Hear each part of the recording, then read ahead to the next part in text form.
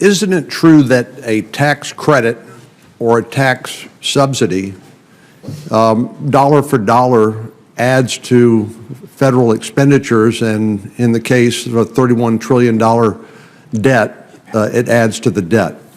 In other words, tax credits are just another way for the federal government to spend money, correct? I think technically it's like an outlay or a spend with respect to measuring the deficit. Thanks, Bill.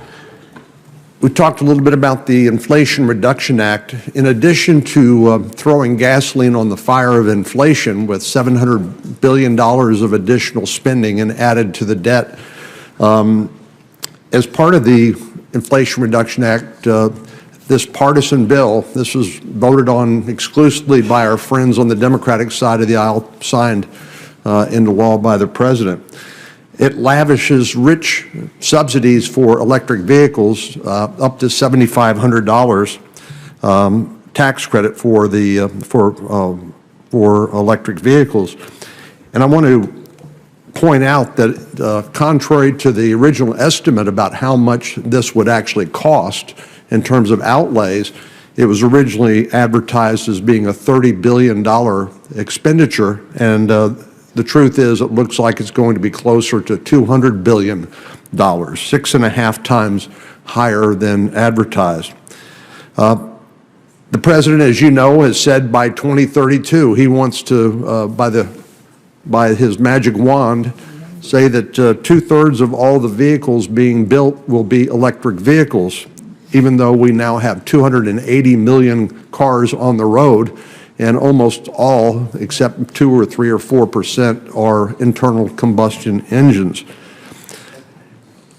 Added to that, we know that about 60% of electricity that would be needed to charge those batteries comes from fossil fuels. Only about 22% of electricity is generated by renewables.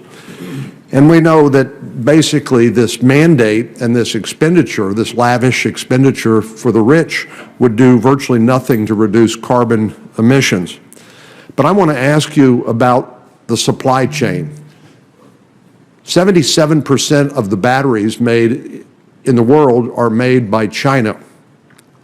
We know they're on a path to increase their capacity to build electric batteries by 7-fold by 2027. Is there any way that this mandate President Biden has ordered with the stroke of his pen, is there any way that it will do anything except increase the sale of Chinese-made batteries here in the United States? Senator, I don't know the answer to that question. What I do know is that what the IRS responsibilities are to issue regulations and guidance for how these credits will be evaluated and who will be eligible for them based on a very intricate array of requirements that are in place. Good afternoon, friends. I have a new fourth stimulus check update. The current inflation rate continues to lead to a higher cost of living for millions of Americans. The poverty rate has also been increasing at a faster rate than ever, but boosted monthly stimulus checks may be signed into law very soon. Millions of American households who have low incomes may receive a $393 payment every month. My dearest friends, can you please do me a big favor and watch until the end of this video? Also, this coming Friday, I will be announcing more winners for the Walmart gift card giveaway. If you would like to enter these weekly giveaway, friends, all you have to do is click and like several of my videos, and then comment below the keyword of each video that you watch. The more videos that you comment on, dear friends, the greater your chances of winning the giveaways. In early 2021, the United States was still grappling with the crisis and the massive unemployment numbers that the crisis had spurred. So it wasn't surprising that back then, lawmakers were quick to issue a round of $1,400 stimulus checks and boost a number of key tax credits. One of those credits was a child tax credit. In 2021, its maximum value rose from $2,000 per child to $3,600 for children under age 6, and $3,000 for those aged 6 to 17. The credit was also partially paid that year in monthly installments that hit recipients' bank accounts from July through December. The credit became fully refundable that year, so if a recipient owed no taxes, they could still collect its full value. But that credit boost did not last beyond 2021.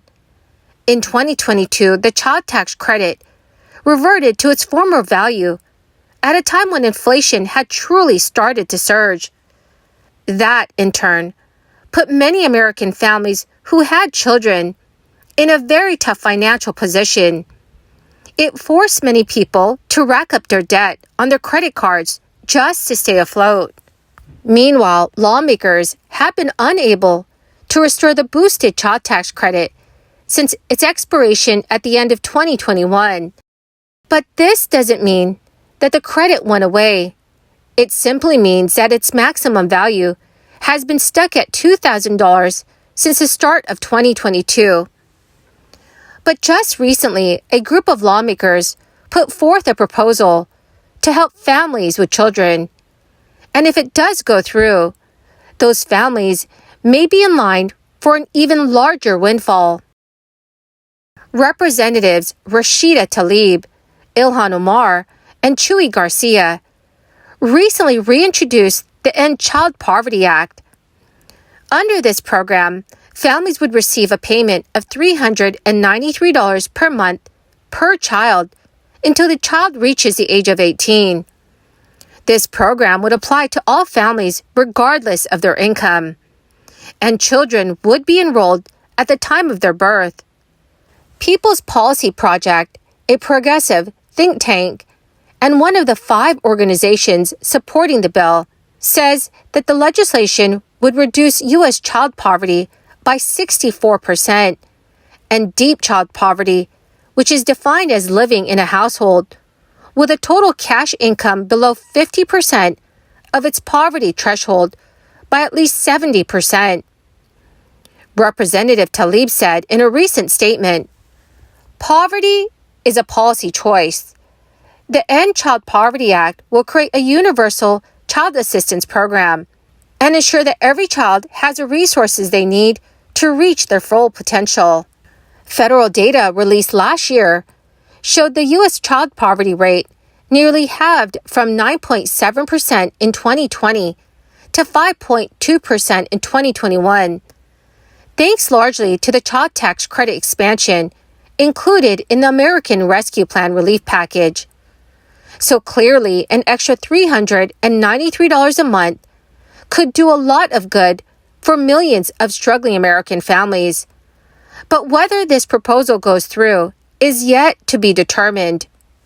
For one thing, there's apt to be a pushback, given that this proposal does not include income limits.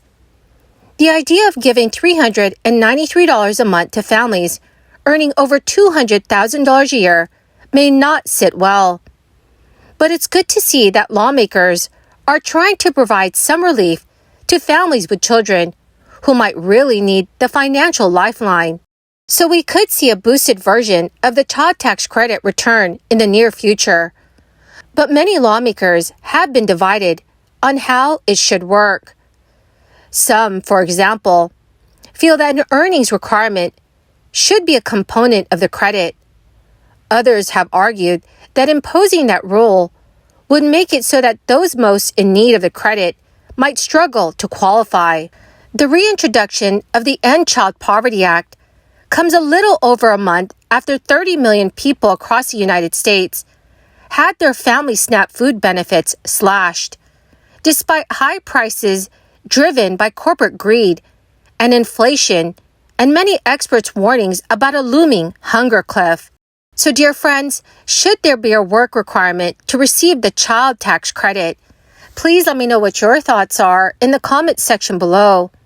Well, my magnificent and awesome friends, That is the end of my daily stimulus update video for this Monday. My dearest friends, thank you so much for joining me here every day and for being part of this community.